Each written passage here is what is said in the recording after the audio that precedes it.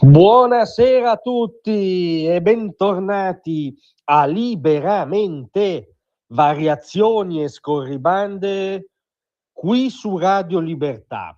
Allora, ahimè, dobbiamo darvi questa notizia: dilaga nel nostro paese questa epidemia di malattia mentale e va a colpire anche i giovanissimi. Parliamo di un quindicenne tunisino fermato a Firenze. Ora, fuor di ironia, in realtà in questo caso il mainstream farà un po' fatica a ridurre anche questa storia alla cartella clinica del suo protagonista, diciamo, perché questo quindicenne tunisino è stato fermato e risulta indagato per il reato di arruolamento con finalità di terrorismo internazionale.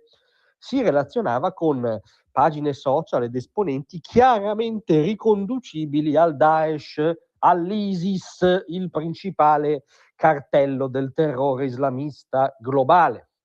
Questo ragazzo, perché è un ragazzo a tutti gli effetti, ma evidentemente gli inquirenti lo hanno giudicato seriamente minaccioso, si trovava in Italia da circa 3 anni. Già nello scorso mese di ottobre, per lo stesso reato, era stato destinatario della misura cautelare del collocamento in una comunità, cosa che è stata ribadita in queste ore. Su disposizione del Tribunale dei minori è stato affidato in custodia in un istituto penale minorile. Cos'è successo in pratica? Che appena era uscito dalla precedente comunità, gli investigatori avevano subito notato che attraverso nuovi profili social associati a una nuova utenza intestata a lui, aveva subito iniziato a interagire con i suoi interlocutori preferiti, che non sono influencer sportivi, pagine di moda, ma account social in uso a soggetti affiliati all'ISIS.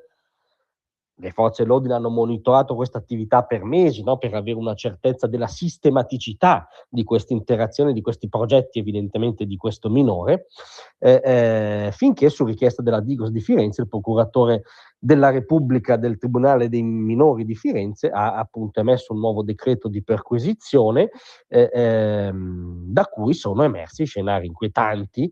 In alcuni messaggi questo tunisino si dichiarava pronto ad agire e come dire, è scritto a un interlocutore dell'ISIS, immaginiamo cosa voglia dire agire, tanto che riceveva istruzioni da questo interlocutore stesso sulla tipologia di luogo da scegliere, la tipologia di azione più adeguata, e si mostrava dichiaratamente interessato alla ricerca di armi, le armi migliori per eseguire queste consegne che gli provenivano da account legati all'ISIS.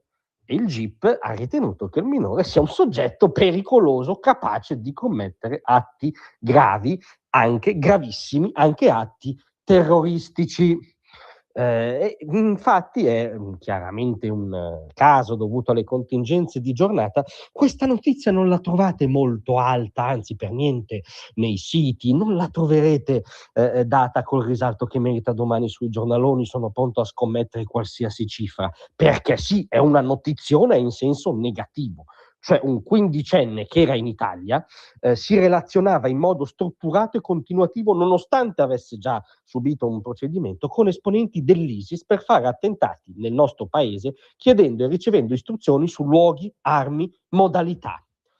Allora diventa un po' difficile non ammettere, scusate, che non c'è una emergenza di questo tipo, che il nostro paese non vive in un iperuranio scollegato dalla storia, e la storia oggi ci dice che la minaccia islamista e terrorista non solo non è tramontata, ma conosce una nuova stagione, legata appunto a un arruolamento pulviscolare anche estemporaneo, che va a agire magari su disagi, rancori, marginalità, caso di Modena, su quella che invece sembra essere un'affiliazione anche ideologica dichiarata, come questo giovanissimo quindicenne, agisce anche appunto su giovanissimi. Quindi, care anime belle, la storia che arriva da Firenze vi dice che le vostre categorie benaltriste, giustificazioniste, sminuenti non reggono alla prova della cronaca, figuratevi a quella della storia. Grazie a tutti, a domattina. Tra un manifesto